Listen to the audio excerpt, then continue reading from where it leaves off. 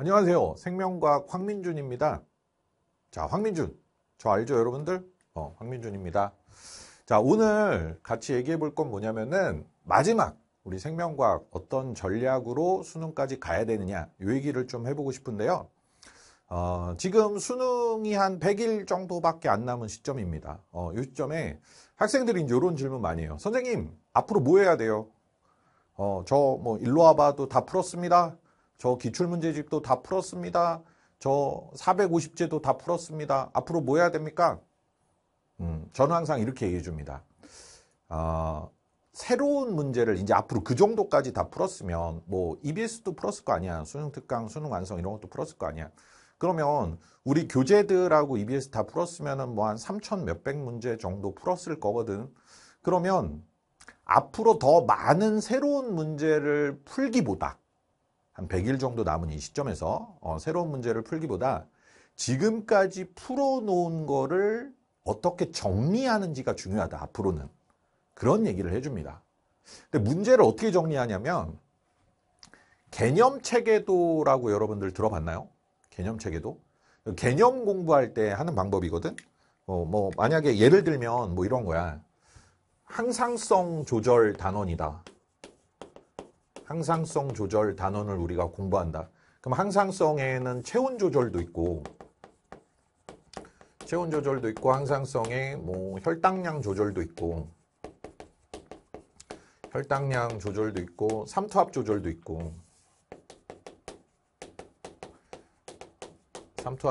있고 뭐 여러 가지 호르몬들 따로 외워야 되는 것도 있고 뭐 방어작용도 있고 그렇잖아. 그지? 요런 것들을 이렇게 모식도로 그려보는 거야. 이런 걸 개념체계도라고 해. 그래서 이제 자기가 생각나는 걸 여기다 적어보는 거야. 체온 조절에서 배운 거 뭐였지? 저온 자극 받으면 어떻게 되고.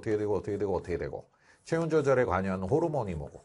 그죠? 시상하부 온도 변화시키는 실험을 하면 어떻게 되고. 이렇게 배운 거를 이렇게 쫙 이제 구체적인 세부 항목을 나열해 보는 거야. 그러니까 책에 있는 목차 있죠. 차례. 그거를 조금 역동적으로 이렇게 자기 머릿속에 저장되는 형식으로 그려보는 거지.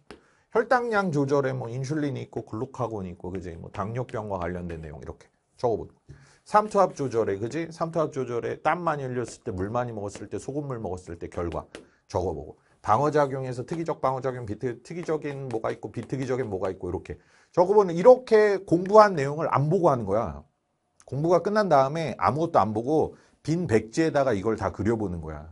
그래서 책에 있는 내용 빠뜨리지 않고 내가 다 그릴 수 있는지 해보는 거야. 책에 있는 내용 빠뜨리지 않고 다 그리면은 완벽히 개념이 된 거야. 완성이 된 거야. 개념 완성하고 이렇게 딱 넘어가는 거거든. 이게 개념 체계도를 하는 건데 뭐 어린 시절의 학습 방법으로 이런 거 들어본 사람들도 있을 거예요. 근데 자, 오늘 하고 싶은 얘기는 뭐 개념을 이렇게 정리하라는 게 아니고 지금 이 시점에서 여러분들 개념 정리는 다 끝났을 거고요. 오늘 하고 싶은 얘기는 지금까지 푼 문제를 이렇게 정리해 보라고. 개념 체계도 하듯이. 문제 번호를 적는 거야. 교재 이름과 문제 번호를 이런 식으로 적어 나가는 거예요. 무슨 말인지 알겠습니까? 예를 들면은 다인자 문제라고 해봐. 다인자. 우리 다인자 유전 문제 얼마나 많이 풀었어, 그지? 그럼 다인자 문제를 이렇게 유형별로 한번 정리를 해보는 거야. 다인자 문제인데 첫 번째, 다인자 단독인 문제가 있어. 다인자 단독. 그리고 다인자 문제인데 두 번째, 다인자랑 단일인자가 결합된 문제가 있어.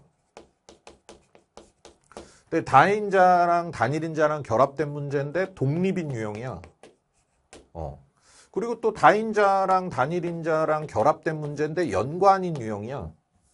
다인자. 야, 공부가 다 돼 있어야 이 문제 유형도 적을 수가 있는 거야. 쉽지 않습니다, 이거. 공부가 다 돼 있어야 돼, 정리가. 다인자, 단일인자 결합된 문제인데 연관인 유형. 그리고 다인자 문제 중에서 퍼즐형 문제 있지. 다인자, 퍼즐형. 그럼 다인자에서 나오는 문제 유형을 이렇게 적으시고요. 여기다가 이제 우리 교재에서 앞에서 풀었던 거 있잖아. 그 문제 번호를 적는 거야. 뭐 예를 들어서 우리 일로 와봐 교재 있었지. 맨 앞에 풀이법 배울 때 했던 두꺼운 교재 있잖아. 일로 와봐 교재. 일로 와봐 교재가 한 600문제 정도 되거든. 일로 와봐 교재가. 그럼 거기서 다인자 단독인 문제 있잖아. 교재를 펴. 문제 번호까지 다 외운 사람이 어디 있어. 그지? 그러니까 일단 교재를 펴. 교재를 펴서 다인자 단독으로 나온 문제만 싹 찾아봐. 다인자 파트에서. 단독으로 나온 문제를 일로 와봐 교재에 뭐 몇 번 이렇게 쓰는 거야. 다인자 단원. 일로 와봐 교재 다인자다. 이게 다인자니까 다인자 단원 문제만 그냥 쭉 쓰면 되니까 뭐 단원 제목은 안 써도 되잖아.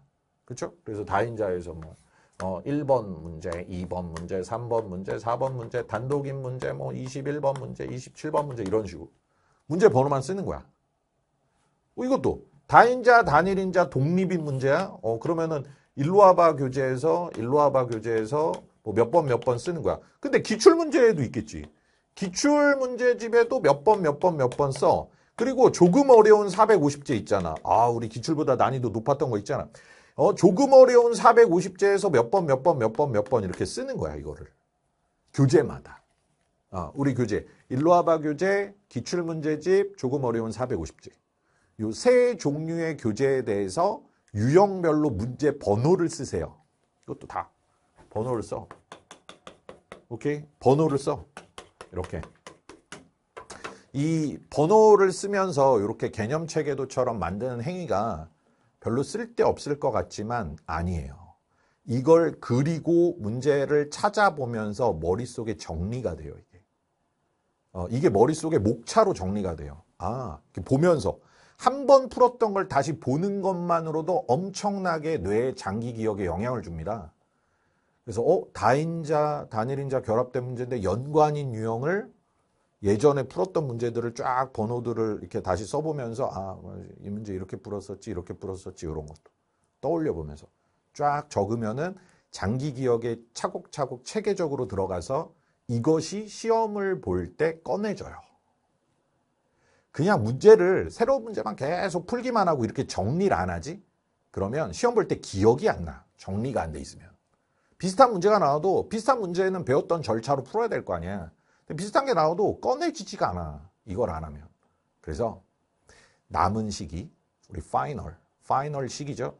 이 남은 시기 때 여러분들이 이 작업, 풀었던 문제집을 다시 꺼내서 이 작업을 해주시면 쭉 장기 기억에 영향을 주면서 정리가 되고 시험에 나왔을 때 꺼낼 수 있는 상태, 마음대로 자유자재로 유형별로 꺼낼 수 있는 시험에 정말 효과적인 파급력이 큰 그러한 상태로 갈 수가 있을 것입니다. 무슨 말인지 알겠죠? 개념체계도라는 거 뭔지 알겠죠? 개념체계도처럼 풀었던 문제의 번호를 쭉 나열하면서 써보자. 앞으로 한 100일 정도 수능 남은 시점에서 여러분들 새로 앞으로 계속 풀어야 될 문제는 모의고사로 충분해요. 모의고사. 우리 황민준 모의고사 좋잖아요. 그죠? 황민준 이제 파이널 모의고사도 24회분 또 기다리고 있고. 그래서 앞으로 여러분들이 모의고사만 계속 풀어도 몇백 문제의 새로운 문제는 풀게 되고요. 새로운 문제집을 골라서 또 이렇게 시작할 필요는 앞으로 없다라고 생각하고요. 풀었던 문제집은 앞으로 개념체계도 이렇게 그려가면서 정리해 주시고 앞으로 새로운 문제를 푸는 거. 왜냐하면 새로운 문제도 풀긴 풀어야 돼. 왜냐하면은 9월 모의평가 변형된 문제 이런 거는 또 계속 풀어봐야 되니까. 그래서 새로운 문제는 그런 모의고사 문제로 충분하고 앞으로 중요한 거는 풀었던 문제를 이렇게 쭉 나열하면서 개념체계도 형태로 정리해가면서 머릿속에 쭉쭉 넣는 거다. 시험에서 꺼낼 수 있는 상태로 앞으로 만드는 거다. 아시겠죠? 이게 파이널 학습 전략입니다. 시험에서 꺼낼 수 있는 상태로 만들자. 이거를 꼭 기억해. 여러분 다른 과목도 이거 기억하면요. 다른 과목도 수능에서 좋은 성과를 거둘 것입니다. 아시겠죠? 황민준이었습니다.